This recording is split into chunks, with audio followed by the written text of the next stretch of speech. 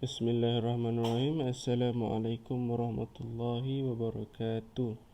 Baik, semua pelajar murid-murid tingkatan 4. Hari ini insya-Allah kita akan go through tentang tajuk Niabah Haji Pendidikan Islam tingkatan 4. Baik, dia berada dalam tajuk bidang fiqh. Tajuk yang kedua adalah bidang fiqh. Baik, ini adalah niabah haji. Haji hari itu kita pun dah faham haji, tentang syarat haji, wajib haji apa semua kan.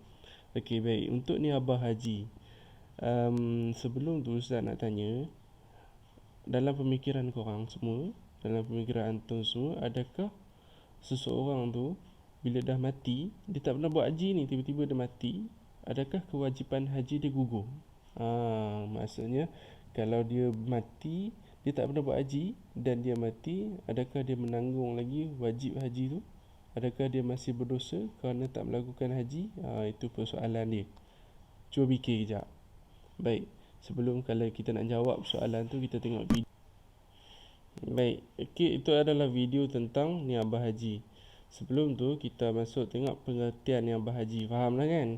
Niabah haji ni kan, walaupun orang tu dah mati dan dia ada waris, maka tak semestinya kewajipan haji atas dia tu gugur.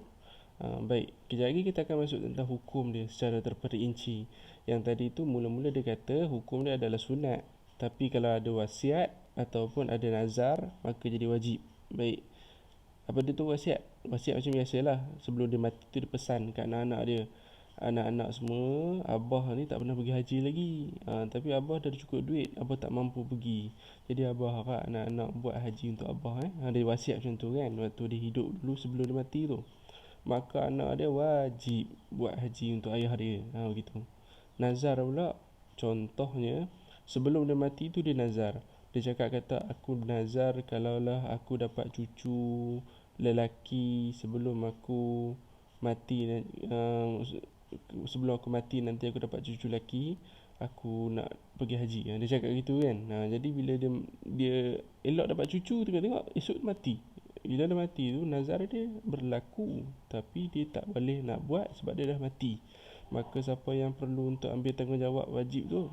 Waris dia, anak-anak dia yang perlu untuk pergi haji untuk ayah dia, sebab nazar wajib kan. Baik, pengertian niabah haji. Yang pertama, mengerjakan haji untuk orang lain. Dia bukan haji untuk diri dia, dia buat untuk orang lain. Sebab tu nama niabah haji. Dia ambil daripada perkataan naib. Naib kan, naib presiden. Kita pun tahu naib pada dia. Naib adalah timbalan. Kalau niabah adalah ganti, iaitu orang lain patutnya buat haji tapi kita buat untuk dia. Itu adalah niabah haji. Yang masih hidup atau yang telah mati, yang ni untuk orang yang niabah haji ni boleh. Yang hidup ke ataupun yang dah mati pun kita boleh buat untuk dia, dengan syarat tertentu. Dan niabah haji juga sama macam umrah, boleh juga ada niabah umrah pun ada juga. Jadi dua-dua pun boleh buat, umrah boleh, haji pun boleh untuk kita buat niabah. Baik, dalil boleh dia tu daripada hadis Rasulullah sallallahu alaihi wasallam. Jawab sikit selawat tu. Baik, ya Rasulullah, ada seorang daripada Ibnu Abbas Anil Fadli, ada seorang perempuan daripada Bani Khath'am datang jumpa Rasulullah. Dia cakap, ya Rasulullah, inna abi syaikhun kabir. Ayah aku ni orang tua, sangat-sangat tua, tak larat dah. Alaihi faridatullah fil haji. Dan dia ni tak pernah pergi haji, dia nak buat haji. Wa huwa la yastati', dan dia pun tak mampu sebab tua kan, mana nak larat. Ayastawiya ala zuhri ba'irihi. Dia tak mampu untuk dia tak mampu untuk pergi haji, dan sedangkan dia tidak berdaya untuk menunggang untanya. Maksudnya nak naik unta pun tak larat, nak pergi haji macam mana? Lepas tu Rasulullah cakap, faqala Nabi SAW, fahuji anhu. Kerjakanlah haji untuknya, buat haji untuk dia. Jadi Rasulullah bagi tahu kat perempuan tadi, Bani Qas'am tadi kan. Baik, itu hak dalil dia. Baru maka daripada hadis ni, ulama berpendapat boleh buat haji wakil kepada siapa-siapa. Baik, dan hukum niabah haji ada dua pendapat ulama. Tadi dalam video dia kata hukum dia sunat kan, tapi jadi wajib sebab dua perkara. Tapi kalau pendapat ulama ulama Hanafi, Maliki, Syafi'i, Hambali, empat mazhab ni adalah berbeza. Apa maksud dia? Jumhur ulama. Jadi jumhur, kebanyakan ulama Hanafi, Syafi'i, Hambali. Jadi Maliki tak termasuk ni. Hanafi, Syafi'i, Hambali, tiga mazhab ni ingat elok-elok. Kalau ustaz ikut nombor, Hanafi nombor 1, Maliki nombor 2, Syafi'i nombor 3, Hambali nombor 4. Jadi kalau dalam niabah haji, jumhur ulama maksudnya 1, 3, 4. Maliki tak termasuk ni, 1, 3, 4. Baik, jumhur ulama mengharuskan, maksudnya bolehlah buat bagi yang masih hidup dan tidak mampu melakukan sendiri atau yang sudah mati. Dua-dua boleh buat, harus buat. Maksudnya tak berdosa, tak wajib, tak sunat, boleh buat. Tapi mazhab Syafi'i, special sikit mazhab Syafi'i ni, mewajibkan, wajib. Kalaulah dia masih hidup dan mempunyai wang yang cukup, ada duit tapi dia masih hidup tapi tak larat nak pergi, maka dia wajib. Sama macam yang hidup dan dia larat pergi, dia ada duit, dia wajib juga. Tapi kalau dia tak mampu nak pergi sebab dia sakit, ataupun dia tak mampu pergi menunaikan haji sendiri, dia sakit ke, banyak sebab lah sebenarnya, dia gila ke, ataupun dia tua sangat ke, tak larat pergi ke, ataupun dia ni ada masalah daripada segi perjalanan ke, visa tak lepas ke apa ke, semua tu, benda tu adalah yang ketidakmampuan, maka dia wajib buat niabah haji. Dia wajib bagi orang lain buat untuk dia. Ni wajib mazhab Syafi'i. Maksudnya wajib apa? Kalau tak buat dosa lah. Itu bagi yang hidup. Adapun bagi yang dah mati, dia cukup syarat, cukup duit, tapi dia tak sempat nak buat. Waktu dia hidup tu dia tak sempat nak buat. Tak kisahlah sebab apa pun, tapi dia nak buat tak sempat. Dia ada duit, sehingga apabila dia mati, dia tak sempat buat, maka siapa yang akan buat haji untuk dia? Maka akan dia buat haji untuk dia waris dia. Kalau waris dia tak boleh buat, diupahkan kepada orang lain. Upah tu dia ambil daripada siapa? Daripada mana duit? Duit itu dia ambil daripada duit orang yang mati tadi. Duit yang mati tadi sebelum diagihkan kepada waris. Maksudnya sebelum faraid nak bagi pada waris harta pusaka tu, sebelum tu lagi kena keluarkan siap-siap duit untuk pergi buat niabah haji, upah haji. Baik, itu untuk upah lah. Kalau tak mau upah sendiri, ahli keluarga nak buat pun tak ada masalah, tak payah ambil upah.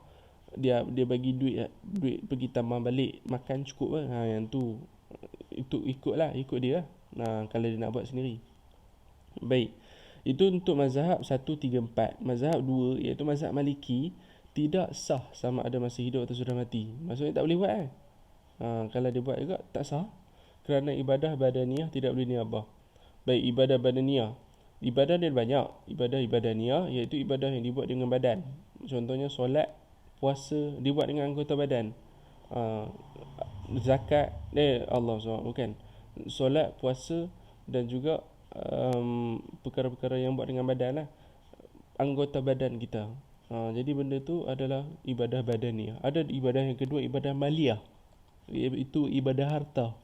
Ibadah harta ni contohnya macam zakat, contohnya macam sedekah, contohnya macam nazar nak buat keluar duit. Itu adalah ibadah maliyah, iaitu ibadah harta.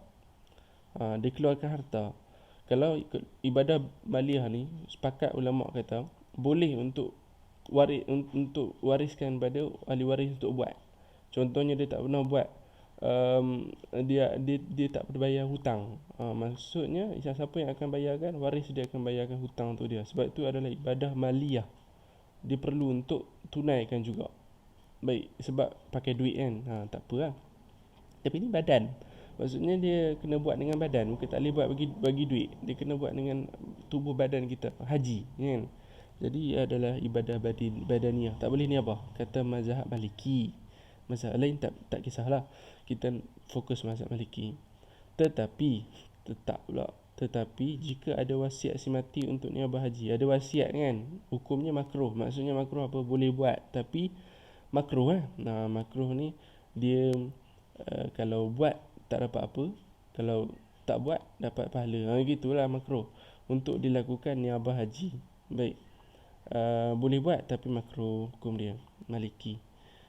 Syarat-syarat niabah haji, dia ada syarat dia lah. Tadi kan daripada pengertian tadi kita baca dengan syarat-syarat tertentu. Ni ada syarat dia.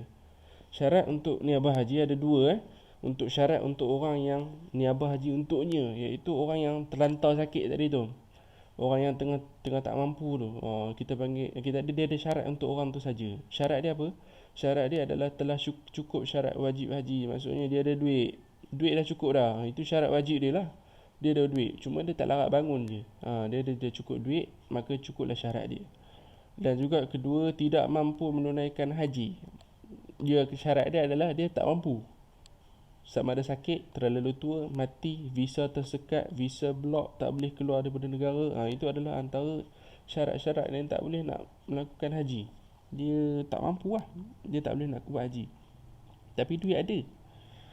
Dan jika masih hidup, tidak mampunya itu berterusan sehingga mati. Kalau dia sakit tu memang tak boleh nak sembuh sampai dia mati. Berterusan sakit dia sampai dia mati. Kalau dia ni gila dia tu sampai mati. Kalau dia ni tak boleh keluar negara tu dia sampai mati. Kiranya memang tak ada harapan lah. Nak agak-agak tu sebelum mati tu dia sempat buat, memang tak ada harapan. Maka itu syarat dia. Kalau tak cukup syarat ni tak boleh buat lah untuk dia. Dia sendiri kena buat. Dia tak boleh upah orang. Dia tak boleh bagi orang lain buat. Dia kena buat. Kalau syarat ni tak cukup. Tapi kalau syarat ni cukup semua, barulah dia boleh buat niabah haji untuk dia, boleh bagi orang lain buat niabah haji untuk dia. Baik. Itu syarat untuk orang yang terlantar sakit tadi tu. Seterusnya adalah syarat orang yang nak buat tu. Dia ada dua lah. Orang yang nak tolong buat untuk dia tu. Orang yang nak pergi ke Mekah tu. Jadi dia ada syarat dia. Adalah antaranya baligh, berakal. Sama macam syarat wajib haji biasa jugalah. Dia perlu baligh, perlu berakal. Tadi kita tengok tadi tu, syarat orang yang tidak mampu, dia tak ada berakal. Betul kan? Dia tak ada syarat berakal tu. Tetapi dalam syarat orang yang nak pergi Mekah tu, dia ada syarat berakal. Maksudnya kalaulah dia gila, dia tidak termasuk dalam syarat. Maksudnya kalau dia gila sekalipun, orang lain boleh buat haji untuk dia. Siapa yang buat haji untuk dia? Orang yang sihat, yang ada akal, yang berakal.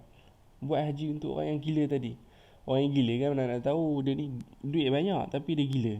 Sebab apa? Dia kerja terlalu hard sangat kan, sampai dia jadi gila dalam kerja dia. Jadi orang yang macam tu, duit ada tapi dia gila, maka dia tak cukup syarat dia tu. Dia tak mampu untuk buat, kita buat untuk dia. Orang yang berakal buat untuk dia. Dan seterusnya telah mengerjakan haji untuk diri sendiri. Maksudnya dia tak boleh pergi dalam keadaan dia pun tak pernah buat haji. Dia buat niabah tapi dia tak pernah buat haji, tak boleh. Mendapat keizinan menjadi wakil jika yang tak mampu tadi masih hidup. Orang yang tak mampu, yang hidup tadi tu, dia bagi izin baru boleh pergi. Tak bagi izin, jangan buat, aku sendiri nak buat, kau tak boleh buat. Jadi dia tak boleh buat lah. Dia kena ada izin. Berniat melakukan niabah haji untuk orang itu. Maksudnya niat haji lah. Niat haji ni dia kena niat betul-betul bahawa dia buat haji ni untuk niabah haji. Dia niat gitu lah. Kalau dia tak niat macam tu, dia niat kata aku nak buat haji saja, jadi tak sah. Dia seolah-olah haji tu untuk dia, bukan untuk orang yang dia niabahkan tu. Dia kena niatkan untuk orang yang niabah haji tu. Baik. Dan seterusnya berniat ihram di miqat orang itu. Baik, miqat ni Ustaz nak cerita sikit miqat. Kita ada dah bagi tahu hari tu miqat apa dia kan. Tapi gua lupa lagi tu. Miqat ni adalah satu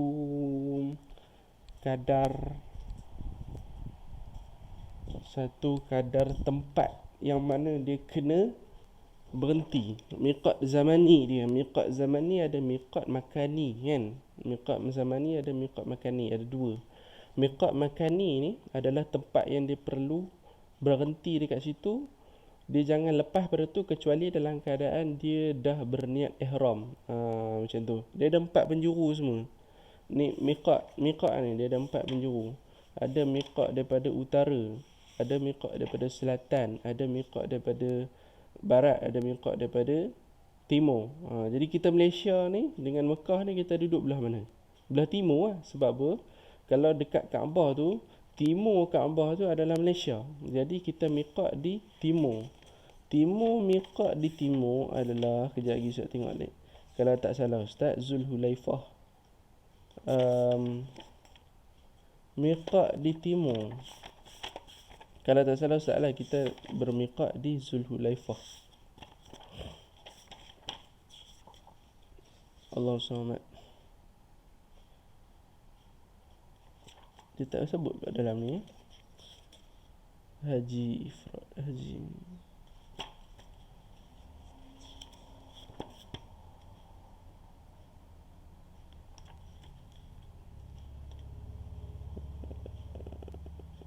Dia tak sebut dalam ni. Tapi kalau dalam internet dia cakap, tak apalah, nanti korang cek sendiri miqat orang Malaysia dekat mana. Dia kena tahu yang tu. Kalau orang yang duduk dekat bahagian atas, contohnya Eropah, maka miqat dia dekat utara. Ada tempat dia tu kat utara tu. Dia ada 4 miqat. Yalamlam, Zulhulaifah, dan lain-lain. Qarnul Manazil, itu adalah antara dia punya miqat, tempat miqat dia. Nama tempat tu Okey, itu miqat. Miqat zaman ni, miqat zaman adalah miqat untuk haji, iaitu waktu bila? Selepas daripada Allah SWT hari raya. Jadi selepas daripada hari raya sampailah 10 Zulhijjah, 9 Zulhijjah, itu adalah miqat zaman ni. Kalau selepas pada 9 Zulhijjah baru dia pergi, maka tak sah dia punya haji dia. Sebab apa? Dia ada miqat, dia punya tempoh waktu dia nak pergi tu bila. Itu adalah miqat zaman ni. Miqat makan ni tempat yang mana yang dia patut berhenti sebelum tu. Maksudnya dia kena pakai ihram sebelum sampai tempat tu. Dia kena pakai ihram dah. Dia kena niat ihram dah. Pakai ihram dekat situ. Baik, itu untuk syarat-syarat niabah haji Seterusnya kepentingan niabah haji. Biasalah, rahmat Allah memberi rukhsah dalam ibadah. Kita nak bagi tahu bahawa Allah ni Maha Pengasih, Maha Penyayang. Allah bagi rukhsah bagi dalam ibadah. Kita nak merasa juga ibadah, Allah bagi kemudahan.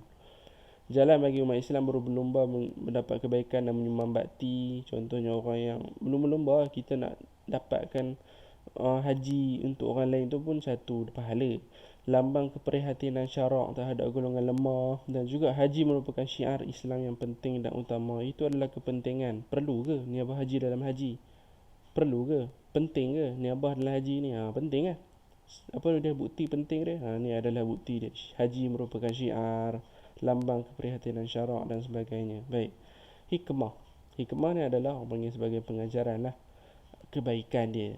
Banyaklah, antaranya memberikan peluang pada orang yang melaksanakan haji ibadah. Bagi peluang bagi orang yang tak mampu tu, kita bagi peluang dekat dia. Dan juga memberi peluang pada pewaris untuk berbakti. Anak-anak ni yang mana yang mak ayah dah tak ada kan, jadi dia nak dapatkan pahala untuk mak ayah dia, buat macam mana? Dia boleh buat niabah haji untuk mak ayah dia. Jadi itu adalah peluang untuk dia. Dan juga untuk menanam sifat kasih sayang bagi orang yang tidak berupaya dan tolong menolong dalam melakukan ibadat. Ini adalah kebaikan ialah berlaku silaturahim dekat situ, kasih sayang dekat situ dan sebagainya. Banyak sebenarnya dia punya kebaikan dan juga hikmah dia tu. Baik, ada satu tajuk lagi, tak ada dalam buku teks, tetapi buku teks lama ada, iaitu hukum upah. Pernah tengok kan upah badal haji? Badal haji tu niabah haji lah. Upah niabah haji, dia ada upah dia. Kita bagi duit je, orang tu buat untuk kita. Dia ada kat iklan-iklan, banyak sangat iklan kat masjid kan, ada ke banyak kan. Jadi apa hukum dia?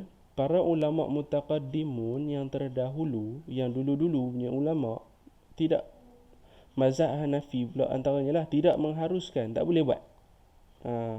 Tak boleh buat upah haji. Nak buat haji boleh, tapi tak boleh bagi upah. Sebab apa?